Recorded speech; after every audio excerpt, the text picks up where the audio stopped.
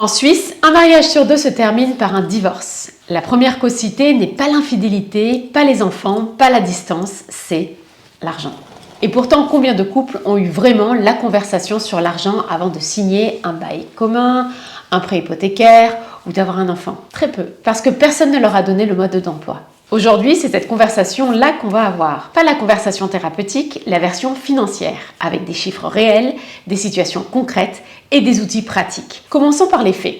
En Suisse, 51,4% des couples divorcent selon l'Office fédéral de la statistique. Et les pics de divorce arrivent après les vacances, après les fêtes et surtout après la retraite. Pourquoi ? Parce que ce sont des moments où le couple se retrouve face à des décisions financières qu'ils n'ont jamais discutées ensemble.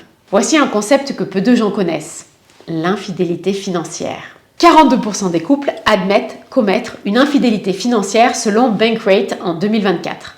Concrètement, 30% dépensent plus que leur partenaire ne l'approuverait. 23% ont des dettes secrètes, 19% ont un compte épargne secret, 18% ont une carte de crédit cachée. Ce n'est pas marginal, c'est un couple sur deux. Et voici ce qui est encore plus frappant. 43% des adultes considèrent que garder des secrets financiers est aussi grave que l'infidélité physique. 43%. Troisième chiffre, et celui-là, il est brutal. Les femmes avec des enfants mineurs subissent une perte de revenus de 38% l'année de la séparation. Les hommes, moins de 3%. Ce n'est pas une statistique abstraite. C'est Emma, 40 ans, qui a réduit son taux d'occupation quand les enfants sont arrivés et qui découvre au moment du divorce que sa retraite est en danger, qu'elle a cotisé beaucoup moins pendant des années, sans que personne ne l'ait prévenue. On va revenir sur ça en détail. C'est le sujet le plus important de cette vidéo. Vous vous souvenez de Thomas et Sophie des vidéos précédentes? Aujourd'hui, ils ne sont plus seuls. Thomas est conservateur, sa femme est équilibrée. Ils ont des profils différents et comme la plupart des couples suisses, ils n'en ont jamais vraiment parlé. Voilà ce qui se passe quand un couple met tout en commun sans discussion. L'allocation résultante ne correspond au profil de personne. Thomas prend plus de risques qu'il ne le voudrait, sa femme en prend moins. Les deux sont frustrés. Mais personne ne dit rien. Parce que l'argent, c'est un sujet délicat. La solution, c'est le modèle mien, tien, nous. Un compte commun pour les dépenses du foyer, les projets partagés, le remboursement du crédit. Un compte individuel pour chacun, dépenses personnelles, épargne individuelle. Troisième pilier. Chacun investit selon son propre profil. Le foyer avance selon des objectifs communs. Ce n'est pas de la méfiance, c'est de l'organisation. Maintenant, la partie de cette vidéo que j'aurais voulu que quelqu'un m'explique bien avant. En Suisse, les femmes sont 3 fois plus nombreuses à travailler à temps partiel que les hommes. Selon l'Office fédéral de la statistique, 42% des actifs ont un taux d'occupation réduit. Et après un congé maternité, la plupart des femmes réduisent leur taux d'occupation sur une longue durée. C'est souvent un choix légitime, un choix fait avec amour, mais c'est un choix qui a des conséquences financières précises, que la plupart des couples n'ont jamais calculées ensemble. Voici le mécanisme. Le deuxième pilier, votre caisse de pension, ne cotise pas sur la totalité de votre salaire. Il déduit d'abord un montant fixe, appelé la déduction de coordination. En 2026, ce montant est de 26 460 francs par an. Quand vous travaillez à 100%, cette déduction représente environ 30% d'un salaire moyen. Supportable. Mais quand vous travaillez à 50%, cette même déduction fixe représente 60% de votre salaire réduit. Et dans certains cas, votre salaire coordonné tombe à zéro ou presque. Vous ne cotisez plus rien au deuxième pilier. Le Conseil fédéral lui-même recommande aux femmes de ne pas descendre en dessous de 70% de taux d'occupation pour ne pas trop impacter leur retraite. Et voici le chiffre que peu de couples connaissent. Une personne ayant travaillé à 100% toute sa vie touche environ 60% de son dernier salaire entre AVS et LPP combinés. Il lui manque déjà au moins 20% pour maintenir son niveau de vie. Une personne qui a travaillé à temps partiel pendant 10, 15 ou 20 ans, sa lacune peut être nettement plus importante, parfois 40 ou 50% de son niveau de vie antérieur. Alors, que faire concrètement? 3 solutions à calculer ensemble. Première solution, le rachat dans le deuxième pilier. La LPP prévoit la possibilité de racheter des années de cotisation manquantes. Ces rachats sont fiscalement déductibles du revenu imposable. Si le partenaire qui travaille à 100% gagne bien, le couple peut décider ensemble d'utiliser une partie de ce revenu pour racheter des années dans le deuxième pilier du partenaire à temps partiel. Deuxième solution, maximiser le troisième pilier du partenaire à temps partiel. Le troisième pilier est déductible jusqu'à 7 258 francs par an pour un salarié en 2026. Si le partenaire à temps partiel ne peut plus cotiser le maximum et si le budget familial le permet, le couple organise ses finances pour que le partenaire à temps partiel mette le maximum dans son troisième pilier. Troisième solution, demander à son employeur si la déduction de coordination peut être adaptée au taux d'occupation. Certains employeurs le permettent. Peu de gens posent la question. Ce que tout couple avec des enfants devrait vérifier ensemble, maintenant, le certificat annuel LPP du partenaire à temps partiel, quelle rente estimée à la retraite, y a-t-il une lacune de prévoyance, de combien? Le troisième pilier du partenaire à temps partiel est-il maximisé? Est-il investi ou juste posé sur un compte à 0,5%? Y a-t-il des années à racheter le deuxième pilier? En cas de divorce, chacun serait-il financièrement protégé à la retraite? Ces questions ne sont pas romantiques, mais ne pas y avoir répondu ensemble avant, c'est le vrai risque financier du couple. Maintenant, les 3 conversations que la plupart des couples n'ont jamais eues.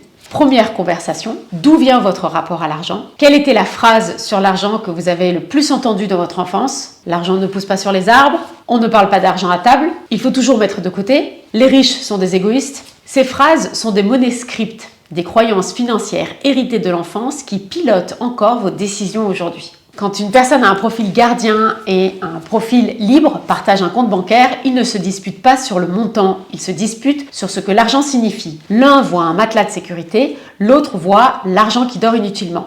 Deuxième conversation, connaissez-vous les vrais chiffres de votre couple? 45% des personnes en couple admettent ne pas tout savoir sur les finances de leur partenaire.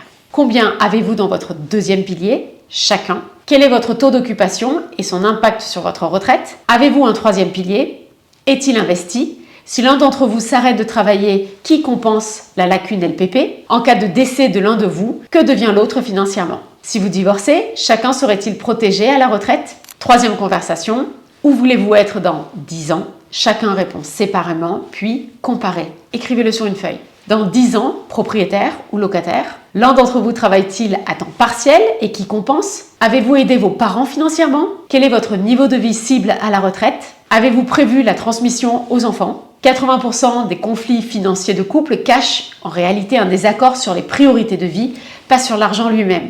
Les outils concrets. Premier outil, la règle mien, tien, nous avec contribution au prorata. La contribution au compte commun se fait au prorata des revenus, pas à 50-50. Si l'un gagne 8 000 francs et l'autre 5 000 francs, un partage 50-50 crée une inégalité structurelle invisible. Chacun contribue à la hauteur de son pourcentage dans le revenu total du foyer. Deuxième outil, le rendez-vous finance mensuel, 30 minutes, une fois par mois, un ordre du jour, bilan du mois, projet en cours, signal d'alerte, ce qui préoccupe l'un d'entre vous, décision à prendre et une fois par an, point prévoyance complet.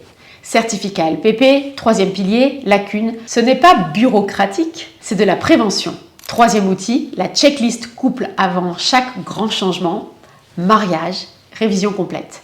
Naissance d'un enfant, calculez immédiatement l'impact LPP du temps partiel. Achat immobilier, vérifiez la capacité individuelle en cas de séparation. Changement de carrière, recalculez les cotisations retraite. Retraite, 2 rentes individuelles ou une rente commune. Et sur ce dernier point, en Suisse, 2 personnes mariées qui arrivent à la retraite ne reçoivent qu'une rente et demie au total entre les 2 conjoints. Pas 2 rentes pleines. C'est une réalité structurelle suisse que des milliers de couples découvrent trop tard. Je veux finir sur quelque chose de simple. Les couples qui gèrent bien leur argent ensemble ne sont pas ceux qui ont le plus d'argent, ce sont ceux qui ont eu les conversations difficiles tôt, avant la crise, avant le divorce, avant la retraite. Protéger votre couple financièrement, ça commence par 2 certificats LPP posés sur la table, 2 colonnes, ce que chacun a, ce que chacun aura à la retraite, et la question, à la retraite, chacun sera-t-il protégé individuellement si la vie change? C'est pour ça que je travaille sur un outil qui permet au couple de comprendre les 2 profils financiers côte à côte, pas une thérapie, un diagnostic. Si ça vous intéresse, écrivez-moi. Si vous retenez 5 choses. 1. En Suisse, un couple sur 2 divorce, l'argent est la première cause, mais c'est évitable si la conversation a eu lieu avant la crise. 2. 42% des couples pratiquent l'infidélité financière. Ce n'est pas de la malveillance, c'est du silence. 3. Si l'un d'entre vous travaille à temps partiel, consultez votre certificat LPP cette semaine. Calculez la lacune. Décidez ensemble qui compense et comment. 4. 2 profils différents dans un couple, ce n'est pas un problème. L'organisation mien, tien, nous est la réponse pratique. 5. Les 3 conversations. D'où vient votre rapport à l'argent? Connaissez-vous les vrais chiffres? Où voulez-vous être dans 10 ans? Sont les fondations d'un couple financièrement protégé. La prochaine fois, le silence financier dans les familles suisses, l'héritage, la transmission et ce qu'on ne dit pas entre les générations. Parce que ce silence a des conséquences qui se mesurent en centaines de milliers de francs et parfois beaucoup plus. Si vous avez reconnu votre couple dans cette vidéo, commencez par une seule chose, sortez vos 2 certificats LPP. Posez-les côte à côte et posez-vous la question, à la retraite, chacun sera-t-il protégé individuellement? Cette vidéo fait suite à la série sur les profils d'investissement. Les liens sont ici. Abonnez-vous. Chaque semaine, un concept financier expliqué simplement.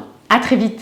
Je ne suis pas conseillère en placement agréé ni thérapeute de couple. Cette vidéo est à visée éducative uniquement et ne remplace pas un conseil financier ou de prévoyance personnalisé adapté à votre situation. Les montants LPP et troisième pilier mentionnés sont les seuils en 2026. Vérifiez chaque année car ils sont révisés. Cette vidéo ne constitue pas un service financier au sens de la loi suisse sur les services financiers LSFIN. Aucune relation client ne découle du visionnage de cette vidéo. Les exemples et les situations présentées dans cette vidéo sont donnés à titre illustratif et éducatif uniquement. Il ne constitue pas un conseil en placement personnalisé. Les statistiques présentées proviennent de sources identifiées et sont citées à titre illustratif. Les rendements et chiffres mentionnés sont des moyennes historiques ou des estimations. Ils ne garantissent pas les performances futures ni les résultats individuels. Consultez un conseiller financier ou en prévoyance agréée avant toute décision d'investissement ou patrimoniale importante.